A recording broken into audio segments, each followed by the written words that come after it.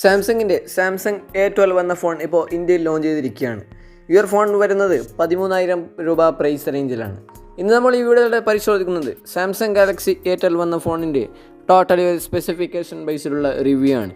വീഡിയോയുടെ കിടക്കുന്നതിന് മുമ്പ് ചാനൽ ആദ്യമായി കാണുന്നവരാണെങ്കിൽ ചാനലൊന്ന് സബ്സ്ക്രൈബ് ചെയ്യുക, തൊട്ടടുത്ത് കാണുന്ന ബെല്ലൈക്കൺ കൂടി ഒന്ന് എനേബിൾ ചെയ്ത് വെക്കുക. നേരെ വീഡിയോയിലോട്ട്.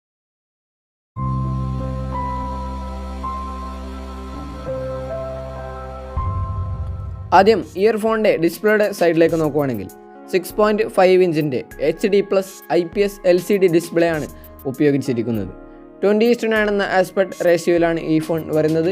264 പിക്സൽ പെർ ഇഞ്ചിൻ്റെ ഡെൻസിറ്റിയാണ് ബോഡിക്ക് കൊടുത്തിട്ടുള്ളത്.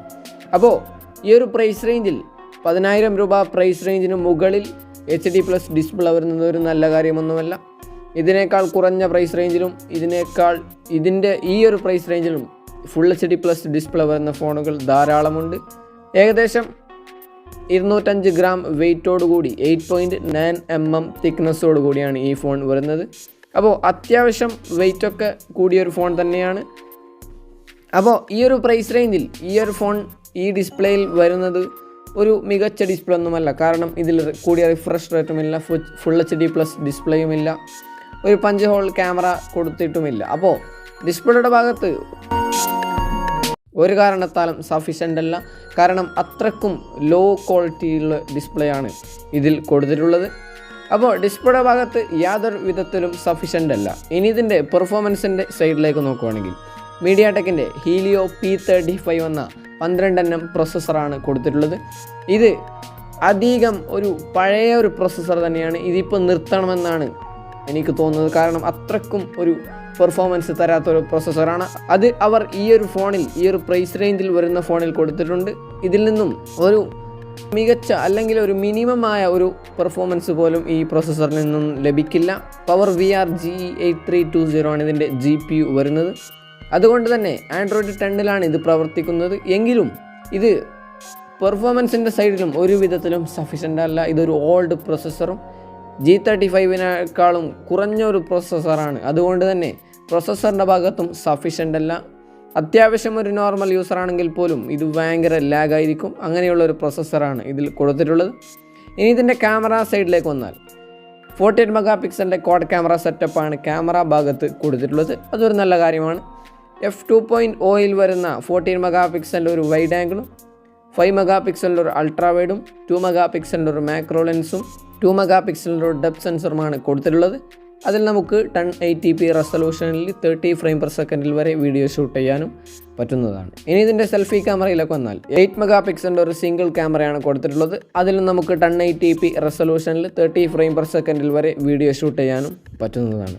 അപ്പോൾ ഈ ഒരു പ്രൈസ് റേഞ്ചിൽ ക്യാമറയുടെ ഭാഗത്ത് സഫീഷ്യൻ്റ് ആണ്. കാരണം 14 MP ക്വാഡ് ക്യാമറ സെറ്റപ്പ് ഇതിൽ കൊടുത്തിട്ടുണ്ട്.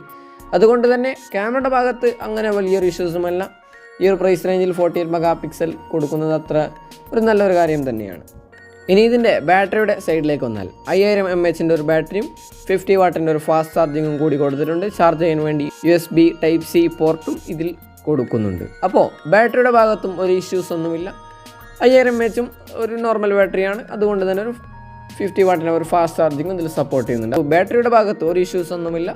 ഒരു നോർമൽ ബാറ്ററി സെറ്റപ്പ് തന്നെയാണ് ഇതിലും കൊടുത്തിട്ടുള്ളത്. ഇതിൻ്റെ ഫിംഗർ പ്രിൻറ്റ് സെൻസർ വരുന്നത് ഫോണിൻ്റെ പവർ ബട്ടണിൽ ഇൻ്റഗ്രേറ്റ് ചെയ്തിട്ട് സൈഡ് മൗണ്ടൻ ഫിംഗർ പ്രിൻറ്റ് സെൻസറാണ്. ഇതിൽ നമുക്ക് 3.5 mm ഓഡിയോ ജാക്ക് ലഭിക്കുന്നുണ്ട്. ഇത് നമുക്ക് 4 കളർ വേരിയൻറ്റിലാണ് ലഭിക്കുന്നത്. ബ്ലാക്കും വൈറ്റ് ബ്ലൂ റെഡ് എന്നീ 4 കളർ വേരിയൻറ്റിലാണ് ഈ ഫോൺ വരുന്നത്. ഇത് നമുക്ക് 4 സ്റ്റോറേജ് വേരിയൻറ്റിൽ ലഭിക്കുന്നുണ്ട്. 3GB 32GB എന്ന base വേരിയൻറ്റും 4GB 64GB 4GB 128GB 6GB 128GB എന്ന ടോപ്പ് വേരിയൻറ്റ് വരെ ഈ ഫോൺ ഇങ്ങനെ 4 വേരിയൻറ്റിലായിട്ട് ഈ ഫോൺ ലഭിക്കുന്നുണ്ട്. eMMC 5.1 ആണ് സ്റ്റോറേജ് ടൈപ്പ്. ഈ ഒരു ഫോണിൽ നമുക്ക് dedicated SIM card slot support ചെയ്യുന്നുണ്ട്. അപ്പോൾ ഈ ഒരു പ്രൈസ് റേഞ്ചിൽ ഇതിൻ്റെ പ്രൊസസ്സറും ഡിസ്പ്ലേയും മാറ്റിവെച്ചാൽ ബാക്കിയൊക്കെ ഒരു സഫീഷ്യൻ്റായ ഒരു സ്പെസിഫിക്കേഷൻ തന്നെയാണ് ഇതിൽ കൊടുത്തിട്ടുള്ളത്. എങ്കിലും ഇതിൻ്റെ പെർഫോമൻസ് വളരെ മോശമായ ഒരു ചിപ്സെറ്റാണ് കൊടുത്തിട്ടുള്ളത്. ഒരു വിധത്തിലുള്ള ഒരു പെർഫോമൻസും ഇതിൽ നിന്ന് നമുക്ക് ലഭിക്കുന്നതല്ല. അതുപോലെ തന്നെയാണ് ഇതിൻ്റെ ഡിസ്പ്ലേയും.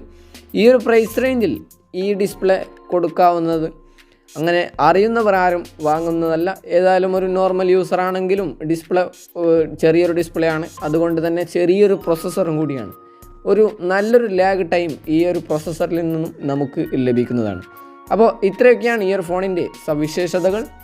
ഏതായാലും ഈ ഒരു പ്രൈസ് റേഞ്ചിന് ഒരിക്കലും സഫീഷ്യൻ്റ് അല്ലാത്ത ഒരു പ്രോസസ്സറും ഇതിൻ്റെ സ്പെസിഫിക്കേഷനുമാണ് ഇതിൽ കൊടുത്തിട്ടുള്ളത്. വീഡിയോ ഇഷ്ടപ്പെട്ടാൽ തീർച്ചയായും ലൈക്ക് ചെയ്തതും ഷെയർ ചെയ്തൊക്കെ നമ്മളെ സപ്പോർട്ട് ചെയ്യുക. വീണ്ടും മറ്റൊരു വീഡിയോയുമായി കാണാം. അതുവരേക്കും ഗുഡ് ബൈ.